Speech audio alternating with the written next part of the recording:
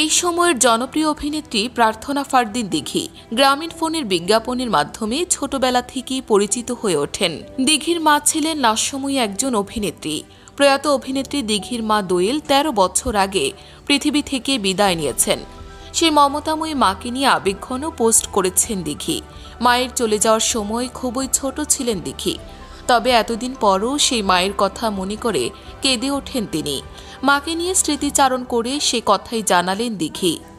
২৮শে December শনিবার অভিনেত্রী দোয়েলের ১৩তম প্রয়াণবার্ষিকী ছিল।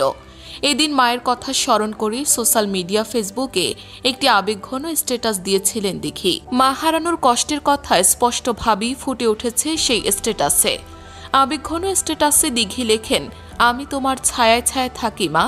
১৩ বছর কাটিয়ে দিলাম, আর কতটা বছর যে কাটাতে হবে। সময় কখনো থেমে থাকে না, কিন্তু প্রতিনিয়ত তোমাকে আমি অনেক মিস করি মাম্মি। এত কিছু লিখতে চাই, কিন্তু দিন শেষে কিছুই লিখতে পারি না, শুধু চোখ ভিজে আসে। অনেক অনেক বেশি তোমাকে ভালোবাসি। সবাই আমার মার জন্য দোয়া করবেন। রাব্বির হামহুমা কামা রাব্বায়ানিস সাগীরা। দিঘির স্ট্যাটাসে ভক্তদের সহানুভূতিও স্পষ্ট ছিল। সবাই অভিনেত্রীকে সামনের জীবনে সফল হওয়ার দোয়া দিয়েছেন। একই সাথে দিঘির মায়ের রুহের মাগফিরাত কামনা করতেও ভোলেনি তার অনুরাগীরা। গোলাম শাহরিয়ার কবির নামে একজন মন্তব্য করেছেন, আপনার অনুভূতিগুলো সত্যি হৃদয় ছুঁয়ে যায়। মার প্রতি আপনার ভালোবাসা এবং মিস করার ব্যথা খুবই গভীর। আমরা সবাই মায়ের স্নেহের ঋণ কখনো শোধ করতে পারবো না। আমি আন্টির জন্য দোয়া করছি, আল্লাহ যেন তাকে জান্নাতুল ফেরদৌস দান করেন এবং আপনাকে এই শূন্যতা কাটিয়ে ওঠার শক্তি দেন। আপনি শক্ত থাকুন, মার স্মৃতিগুলোই আপনার জীবনের অনুপ্রেরণা হয়ে থাকবে।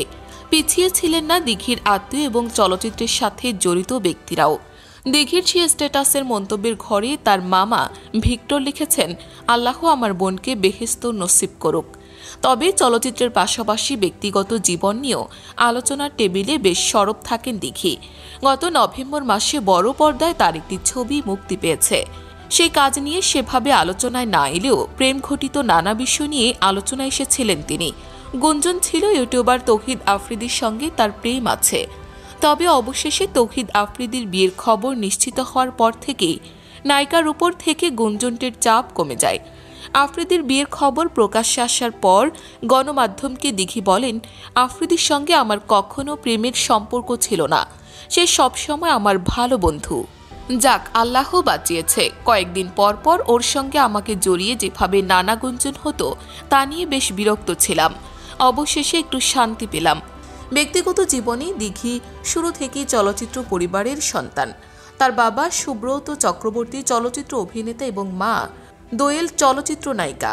বর্তমানে দিঘি একটি বেসরকারি বিশ্ববিদ্যালয়ে মিডিয়া স্টাডিজ ও জার্নালিজম বিভাগে পড়ছেন।